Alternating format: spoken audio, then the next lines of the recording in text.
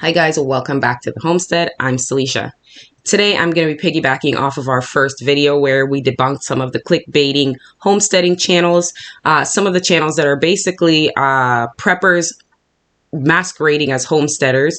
That was the first video that went viral on our channel. So today I'm going to be piggybacking off of that video, and I'm going to break down some of the dirty practices that some of these content farms are producing on YouTube in order to generate clicks, go viral, and make money.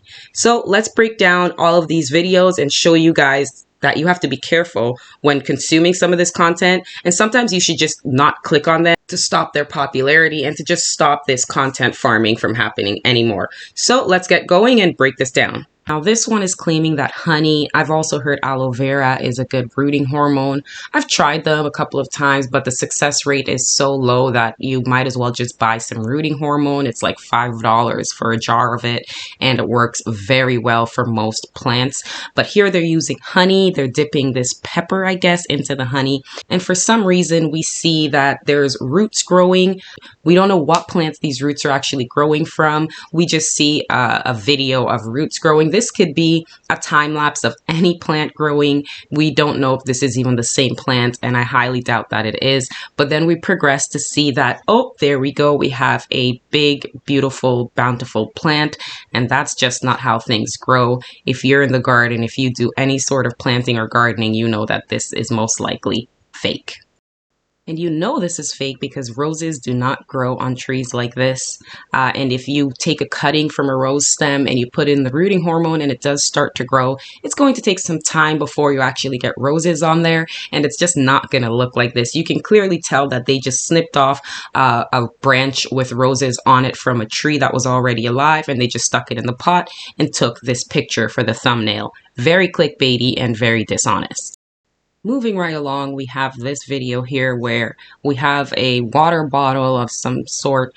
They cut out holes in the bottle, put soil, and then they're using full-grown onions. These are already full onion bulbs, so why would you need to regrow it? I'm not exactly sure, but the only reason you would probably want to do this is if you want green onions, like fresh green onions. But really all you have to do to get fresh green onions is to buy some green onions instead of buying these onions, which you can already use in your cooking.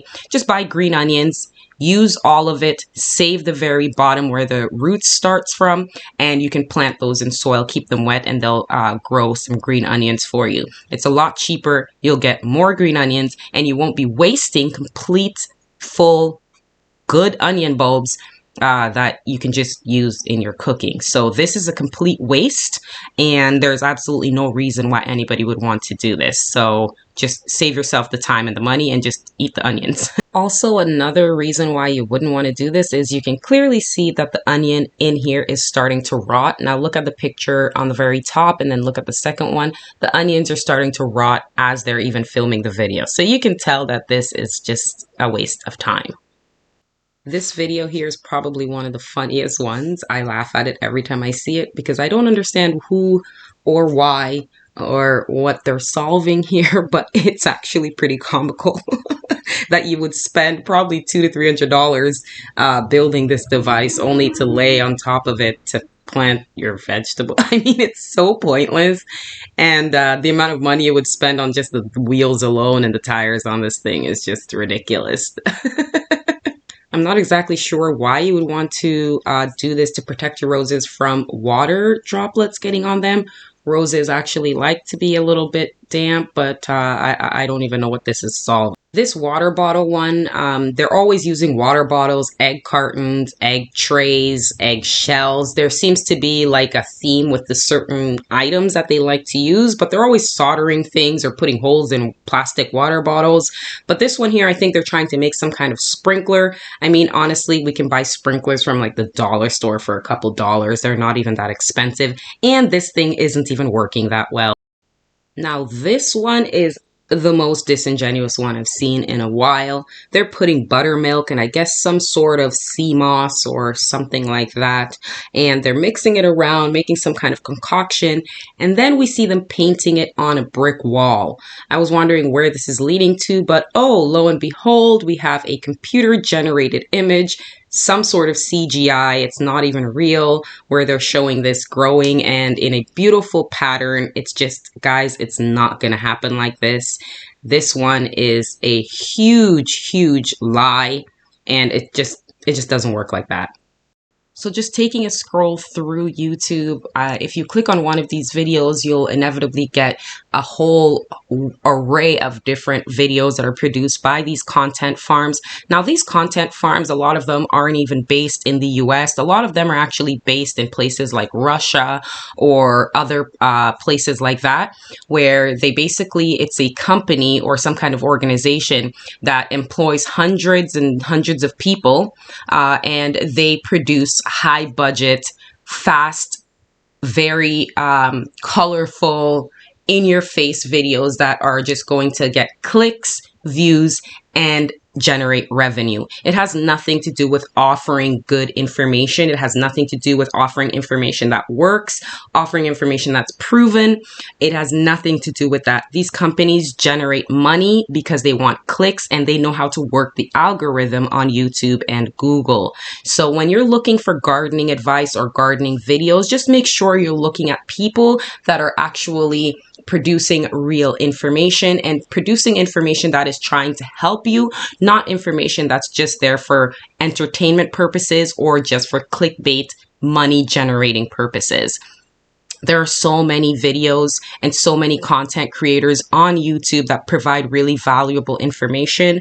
People who show their faces, that's number one way that you can check to see if this is coming from a reputable source is, you know, people like myself who show their faces in their videos are usually people that are trying to help you. Their information may not be always accurate or spot on or the most flashy or the most colorful in your face looking videos, but they are offering videos that are real. It's produced by a real person, and they're actually trying to help you. They're not just trying to generate clicks and revenue.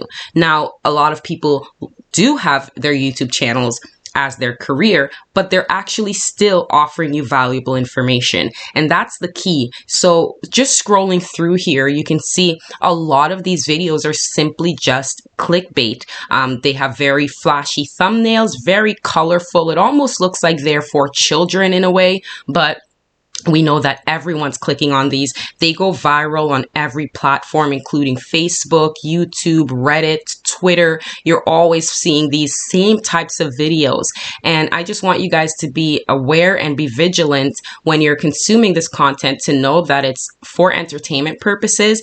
And please just don't waste your time, money, or energy trying to hack your way through gardening, because there's really no such thing as hacking your way through gardening. It's a learning process. You're going to make mistakes, and as you're gardening, you're going to learn more and more every year that you're gardening.